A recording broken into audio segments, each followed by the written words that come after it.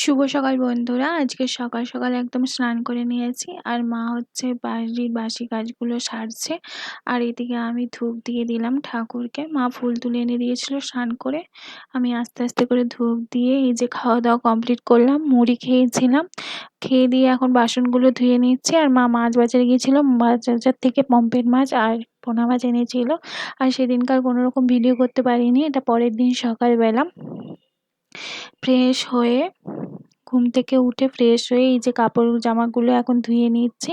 তারপরে জল ঢেলে মুড়ি খাচ্ছিলাম। আর শরীরটা এতটাই খারাপ হয়ে গেছিলো, তাই কোনো রকম কোনো ভিডিও করতে পারিনি। আজকের বাড়িতে রান্না হচ্ছে কাঁকরোল ভাজা, ঝিঙে আলু গাজর দিয়ে সবজি, ডাল আর আলু পোস্ত। তো এইগুলোই দুপুরে রান্না হয়েছে। আর এদিকে আমার ভাই দেখো কি সুন্দর ড্রয়িং আঁকছে, কালকে ড্রয়িং পরীক্ষা দেবে, আজকে এই যে ড্রয়িং প্র্যাকটিস করছে। ওর হাতের কাজ এত সুন্দর, আমার খুবই ভালো লাগে।